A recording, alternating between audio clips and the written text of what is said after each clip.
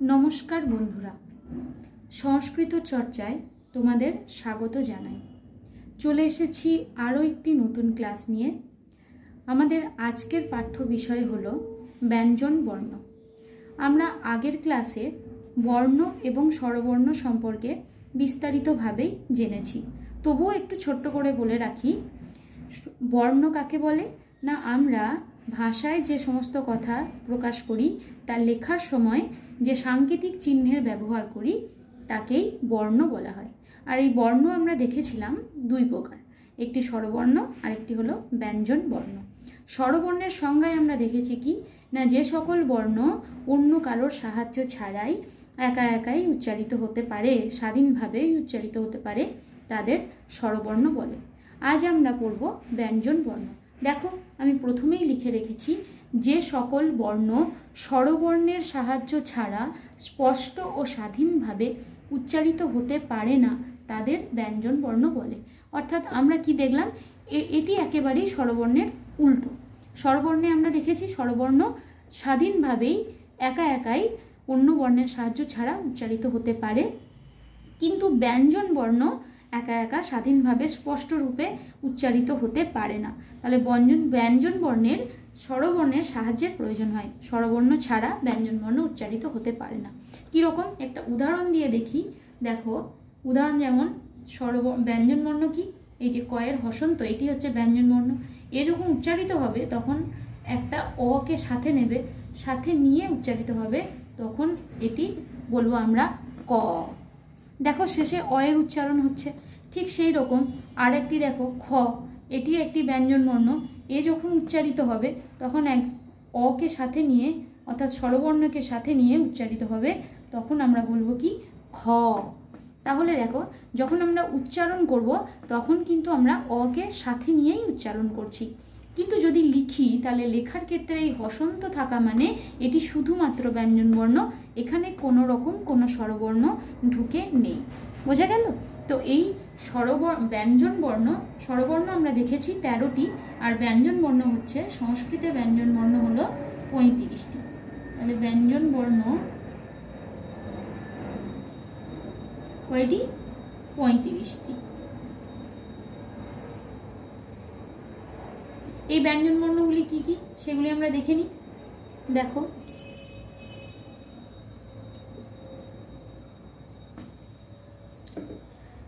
দেবনাগরী হরফে লিখি, তোমাদের আরেকবার প্র্যাকটিস হয়ে যাবে। ক, খ, গ, তারপর ঘ, উ, চ, ছ, বর্গীয় জ, ঝ,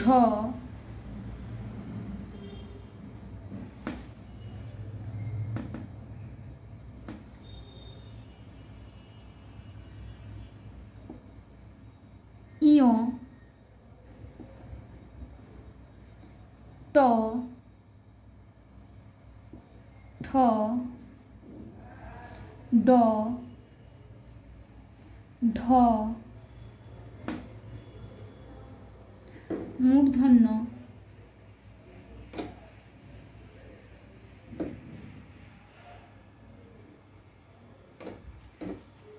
তারপর ত, থ, দ, ধ, দন্তন্য, প, ফ, ব, ভ, ম, তারপর য়, র, ল, ব, তালব্যস্য, মূর্ধন্যস্য, দন্তস্য, হ, অনুস্বার এবং বিসর্গ। দেখো এই 35টি হচ্ছে ব্যঞ্জন বর্ণ।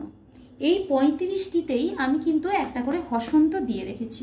এটা বোঝানোর জন্যই যদি শুধুমাত্র ব্যঞ্জন বর্ণ আমরা লিখি তাহলে প্রত্যেকটিতে একটি করে হসন্ত লাগাতে হবে।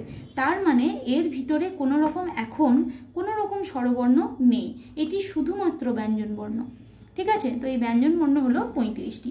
কিন্তু যখন আমরা উচ্চারণ করব তখন এর সঙ্গে একটি করে স্বরবর্ণ যোগ করে উচ্চারণ করতে হবে। তাহলে যদি এর সঙ্গে একটা স্বরবর্ণ অ যোগ করি তাহলে হয়ে যাবে ক, খ, গ। তাহলে আমরা লেখার সময় আমি হসন্ত দিয়ে লিখেছি, কিন্তু যখনই উচ্চারণ করছিলাম তখনই কিন্তু একটি অসহযোগে অর্থাৎ একটি স্বরবর্ণ সহযোগে উচ্চারণ করছিলাম। তাছাড়া যদি আমরা অ বাদ দিয়ে আরও অন্যান্য স্বরবর্ণ দিয়ে উচ্চারণ করতে পারি সেক্ষেত্রে একটি করে কার চিহ্ন হয়ে যায়, আমরা সেটাও একবার দেখিয়েছিলাম। আচ্ছা, এই 35টি স্বরবর্ণের আবার বিভাগ আছে। 35টি ব্যঞ্জন বর্ণের বিভাগ আছে। তো 35টি ব্যঞ্জন বর্ণগুলিকে 4টি ভাগে বিভাগ করা হয়। তো সেগুলি দেখাবো। তোমরা আস্তে আস্তে খাতা পেন বের করে ভিডিওটিকে পজ করে এই যা লিখলাম সবই আস্তে আস্তে লিখে নাও। হ্যাঁ, লিখে নেওয়ার পর তারপরে আমি দেখে নেব যে ব্যঞ্জনবর্ণ, যে 35টি ব্যঞ্জনবর্ণের 4টি ভাগ আছে এবং 4টি ভাগ তাদেরও সমস্ত বিস্তারিতভাবে ব্যাখ্যা আমরা দেখে নেব। তোমরা কিন্তু ভিডিওটি পজ করে প্রত্যেকটি বিষয় ধরে ধরে লিখে ফেলবে।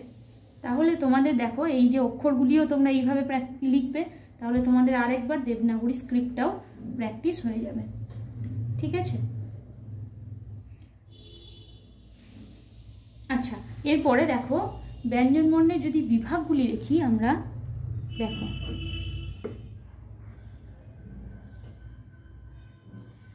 আচ্ছা ব্যঞ্জন বর্ণের বিভাগগুলি কি কি না, ব্যঞ্জন বর্ণের বিভাগ হচ্ছে 4টি। একটি হচ্ছে স্পর্শ বর্ণ,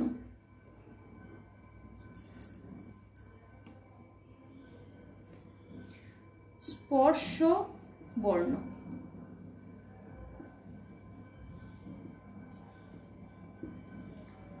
তারপর পরেরটা হচ্ছে, দ্বিতীয়টি হচ্ছে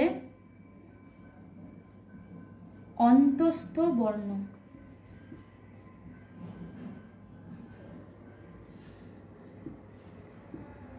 তৃতীয়টি হচ্ছে উষ্ম বর্ণ এবং চতুর্থটি হচ্ছে অযোগবাহ বর্ণ।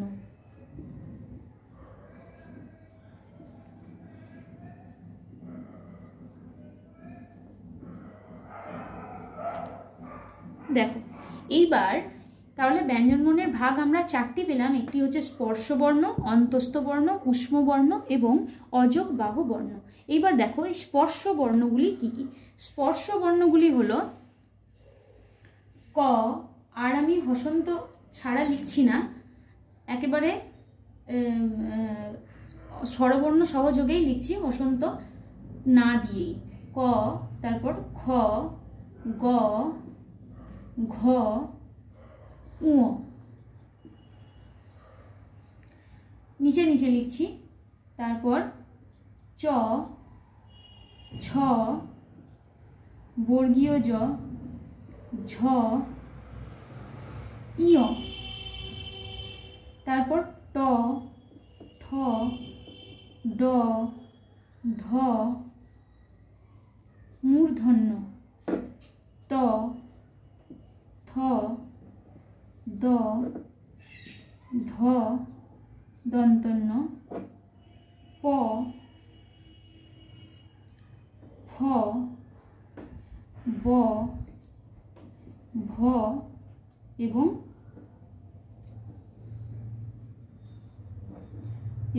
ম।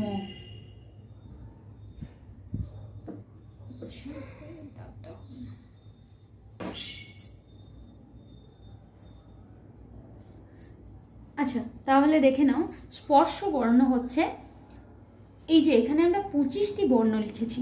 তো সংস্কৃতে পাণিনির ব্যাকরণে আছে কাদয় মা বসানাহা স্পর্শা, অর্থাৎ ক থেকে শুরু করে ময়ের অবসান পর্যন্ত অর্থাৎ ম পর্যন্ত বর্ণগুলিকে বলা হয় স্পর্শ বর্ণ। অর্থাৎ ক থেকে ম পর্যন্ত এই 25টি বর্ণ হলো স্পর্শ বর্ণ। তাহলে স্পর্শ বর্ণ কেন বলে? স্পর্শ মানে কি না, আমরা জানি স্পর্শ টাচ। তাহলে স্পর্শ কি হচ্ছে না, আমরা যখন এই 25টি বর্ণ উচ্চারণ করছি তখন আমাদের জিভের কোনো না কোনো অংশ, মুখগহ্বরের কোনো না কোনো অংশকে স্পর্শ করে উচ্চারিত হচ্ছে। দেখো কীরকম না, দেখো ক, খ, গ, ঘ, ঙ এই 5টি বর্ণ কণ্ঠকে স্পর্শ করছে, জিভের একটি অংশ কণ্ঠকে স্পর্শ করছে। তারপর চ, ছ, জ, ঝ, ইয় এখানে দেখো তালুকে স্পর্শ করছে, জিভ তালুকে স্পর্শ করছে। তারপর ট, ঠ, ড, ঢ মূর্ধন্য, এখানে এই 5টি মূর্ধাকে স্পর্শ করছে। তারপর ত, থ, দ, ধ দন্তন্য এই 5টি দাঁতকে অর্থাৎ দন্তকে স্পর্শ করছে। তারপর প, ফ, ব, ভ, ম এই 5টি ওষ্ঠ অর্থাৎ ঠোঁটকে স্পর্শ করে উচ্চারিত হচ্ছে। অর্থাৎ এই 25টি বর্ণ আমাদের মুখগহ্বরের কোনো না কোনো অংশ স্পর্শ করে উচ্চারিত হয়, সেই জন্য এই 25টি বর্ণকে বলা হয় স্পর্শ বর্ণ। আচ্ছা, এই 25টি বর্ণের আরও বিভাগ আছে, আগে আমরা এই বর্ণের বিভাগগুলি দেখে নিই, তারপর বলবো। আচ্ছা, তারপর দেখো আছে অন্তস্থ বর্ণ। তাহলে আমরা পেলাম স্পর্শ বর্ণ, তারপরে পাবো অন্তস্থ বর্ণ। অন্তস্থ বর্ণ কি কি না, অন্তস্থ বর্ণ হচ্ছে য় অর্থাৎ বাংলায় যেটাকে আমরা বলি জ, সেটা সংস্কৃতে উচ্চারণ হয় য়, র, ল আর ব। এই 4টি হচ্ছে অন্তস্থ বর্ণ। অন্তস্থ বর্ণ মানে কি? অন্ত, অন্ত কথার অর্থ হচ্ছে মধ্য অর্থাৎ মাঝখান, মধ্যস্থল। তাহলে দেখো স্পর্শ বর্ণ এবং উষ্ম বর্ণের মধ্যস্থলে এই 4টি বর্ণ আছে, য়, র, ল, ব। যদিও আমরা উষ্ম বর্ণ এখনো আমরা দেখিনি, পরে দেখব, কিন্তু এখন দেখো তবু আমরা বুঝতে পারছি যে স্পর্শ বর্ণ এবং উষ্ম বর্ণের মধ্যস্থলে এই 4টি বর্ণ আছে। আর অন্ত মানে হচ্ছে মধ্য, সেই জন্য এই 4টি বর্ণকে বলা হয় মধ্যস্থ অন্তস্থ বর্ণ। শুধু তাই নয় যে স্পর্শ বর্ণ উষ্ম বর্ণের মধ্যে আছে, শুধু তাই নয়, ব্যঞ্জন বর্ণ এবং স্বরবর্ণের উচ্চারণের ক্ষেত্রে তার মধ্যবর্তীতে আছে। যেমন ধরো স্বরবর্ণের যে উচ্চারণগুলো আমরা দেখেছি, তারপরে ব্যঞ্জন বর্ণের যে উচ্চারণগুলো দেখছি, উচ্চারণের ক্ষেত্রে ব্যঞ্জন অথবা স্বরের মধ্যবর্তী অংশে আছে। কীরকম দেখো, এইটির উচ্চারণ হচ্ছে ইয়, এটার উচ্চারণ হচ্ছে র, ল, ও, এটি কিন্তু ব নয়, ও। তাহলে দেখো ইয়, ই এর মতো উচ্চারণ হচ্ছে কিন্তু পুরোপুরি ই নয়, র, রি এর মতো উচ্চারণ হচ্ছে কিন্তু পুরোপুরি রি নয়, ল, লি এর মতো উচ্চারণ হচ্ছে কিন্তু পুরোপুরি লি নয়, আবার ও, এটাও দেখো কিরকম একটা ও এর মতো উচ্চারণ হচ্ছে। মানে আমরা স্বরবর্ণে এই ধরনের উচ্চারণ দেখেছি, কিন্তু পুরোপুরি স্বরবর্ণের মতো উচ্চারণও নয়, আবার পুরোপুরি ব্যঞ্জন বর্ণের মতো উচ্চারণ নয়। তাহলে মধ্যবর্তী অংশে আছে স্বরবর্ণ এবং ব্যঞ্জন বর্ণের মধ্যবর্তী অংশে আছে উচ্চারণের ক্ষেত্রে। আবার স্থানের ক্ষেত্রে স্পর্শবর্ণ এবং উষ্ম বর্ণের মধ্যবর্তী অংশে আছে, তাই এই 4টি বর্ণকে বলা হলো অন্তস্থ বর্ণ। আচ্ছা, এরপরে দেখো উষ্ম বর্ণগুলি দেখে নেব। উষ্ম বর্ণগুলি কি কি না, তালব্যস্ব, মূর্ধন্যস্ব, দন্তস্ব এবং দন্তস্ব এবং হ। এই 4টি বর্ণকে বলা হয় উষ্ম বর্ণ। উষ্ম কথার অর্থ কি?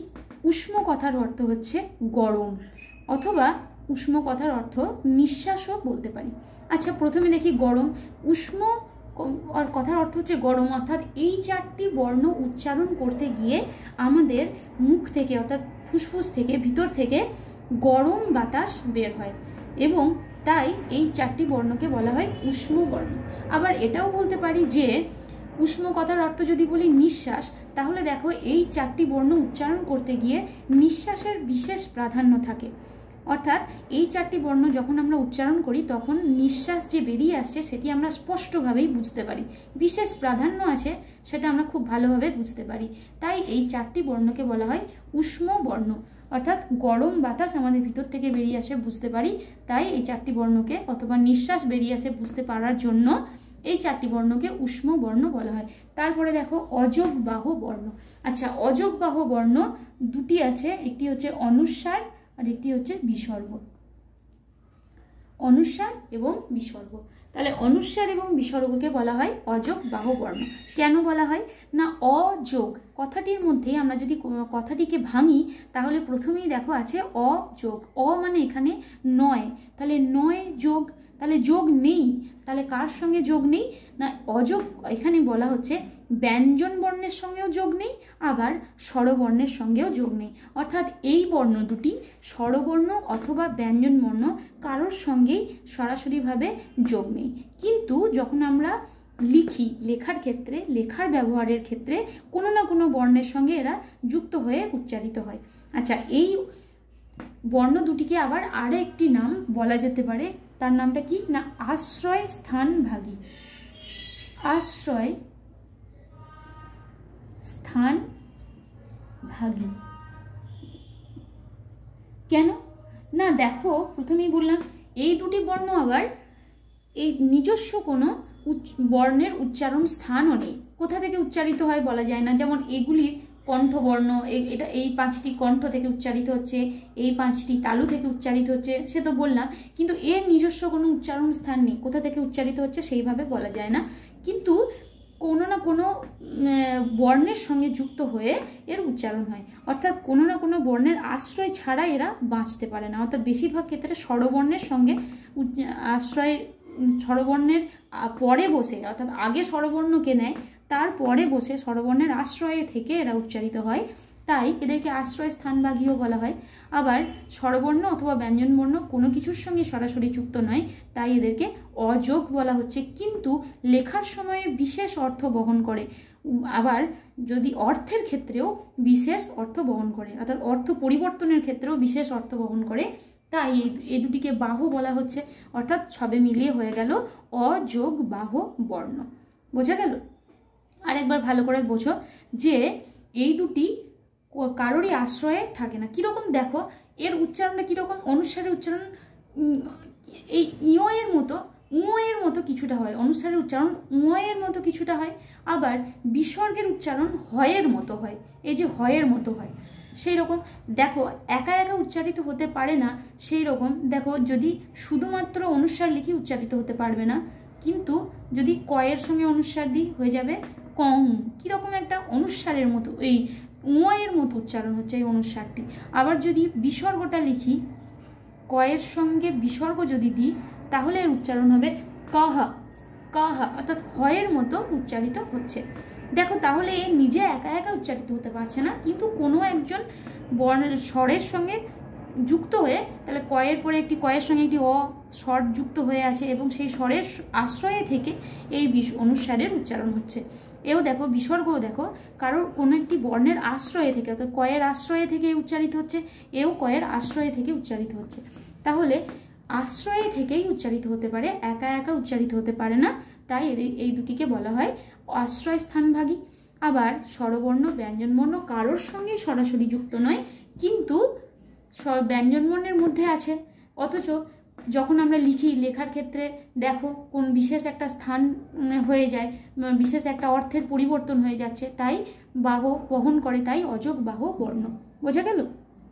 তাহলে এইবার দেখো এইবার আমরা দেখে নেব এই যে স্পর্শ বর্ণের আবার 5টি বিভাগ আছে। কীরকম না, এই স্পর্শ বর্ণগুলিকে 5টি বর্গে বিভাগ করা হয়েছে।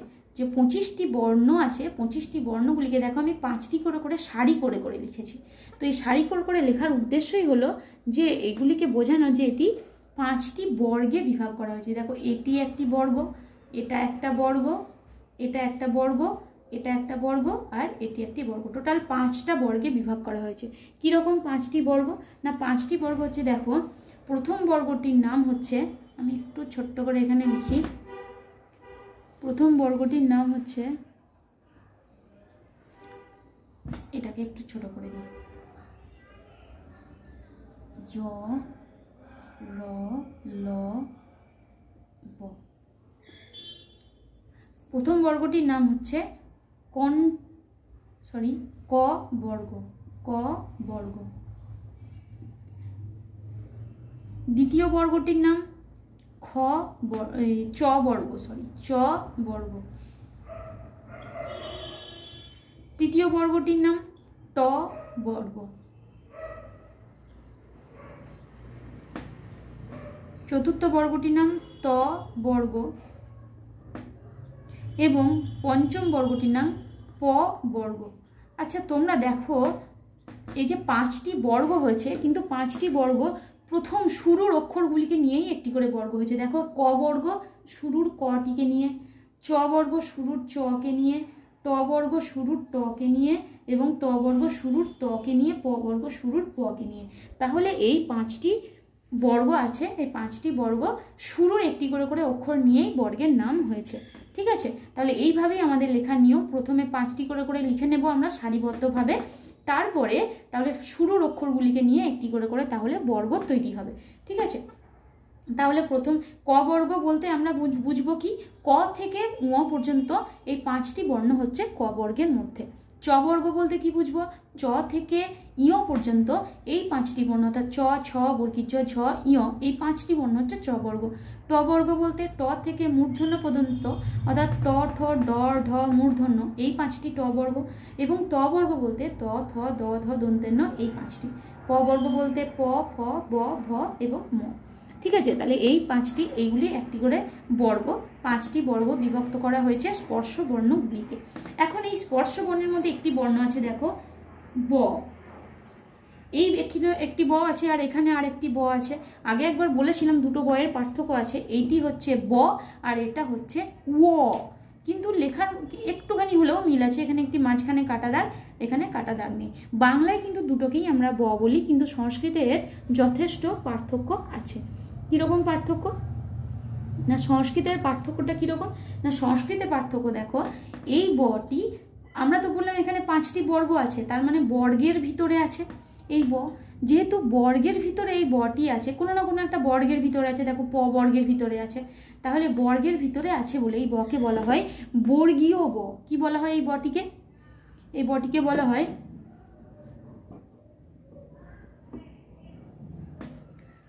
বর্গীয় ব।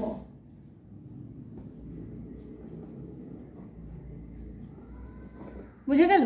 তাহলে এই বটিকে বলা হয় বর্গীয় ব। আর এই বটিকে বলা হয়, এই বটি কোথায় আছে দেখো, অন্তস্থ বর্ণের ভিতরে আছে, তাই এই বটিকে বলা হয় অন্তস্থ ব। অন্তস্থ ব, বুঝে গেল? তাহলে এই বটি বর্গের ভিতরে আছে, যেহেতু এই 5টি বর্গ আছে, বর্গের ভিতরে এই বটি আছে, অথবা প বর্গের ভিতরে আছে, তাই এই বটিকে বলা হয় বর্গীয় ব। আর এই বটি অন্তস্থ বর্ণের ভিতরে আছে, তাই এই বটিকে বলা হয় অন্তস্থ ব। ঠিক আছে, আচ্ছা আরেকটি বর্ণের বিভাগ আছে, এই যে উ, ইয়, ণ, ন, ম, এইভাবে শেষের 5ম বর্ণগুলি, অর্থাৎ প্রত্যেকটি বর্গের 5ম যে বর্ণগুলি আছে, অর্থাৎ প্রথম বর্গের দেখো উ, দ্বিতীয় বর্গের ইয়, তৃতীয় বর্গের মূর্ধন্য, চতুর্থ বর্গের দন্তন্য আর 5ম বর্গের ম। এই যে উ, ইয়, ণ, ন, ম, এই 5টি বর্ণকে বলা হয় অনুনাসিক বর্ণ। কি বলা হয়? অনুনাসিক বর্ণ।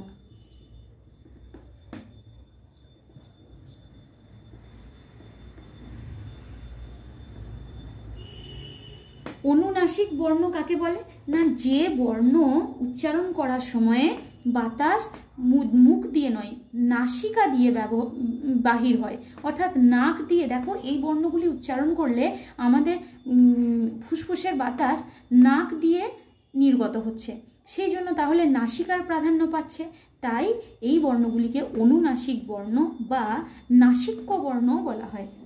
কি বলা হয়? নাসিক্য বর্ণ।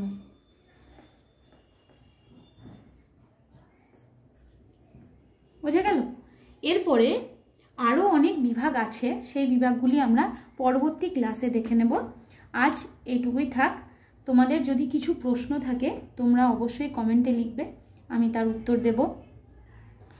আর তোমাদের যদি কোনো রিকোয়েস্টেড ভিডিও দেখার ইচ্ছা থাকে, মানে কোনো ক্লাস যদি তোমরা চাও যে আমার কাছ থেকে শিখতে, তাহলে অবশ্যই সে সম্পর্কেও কমেন্টে লিখবে, আমি সেই ক্লাসটি করার চেষ্টা করব। হ্যাঁ, আর তোমাদের এই ক্লাসটি যদি ভালো লেগে থাকে তাহলে অবশ্যই একটি লাইক করবে, শেয়ার এবং সাবস্ক্রাইব করবে। অবশ্যই তোমরা পুরো ক্লাসটি যদি স্কিপ না করে শুরু থেকে শেষ পর্যন্ত দেখবে। তোমরা যদি সংস্কৃত ব্যাকরণ ভালোভাবে শিখতে চাও তাহলে একটু ধৈর্য ধরে আমার প্রত্যেকটি ক্লাস শুরু থেকে শেষ পর্যন্ত দেখো। আমি তোমাদের আশ্বস্ত করছি তোমরা সংস্কৃত ব্যাকরণ ভালোভাবেই শিখবে। ঠিক আছে, ধন্যবাদ।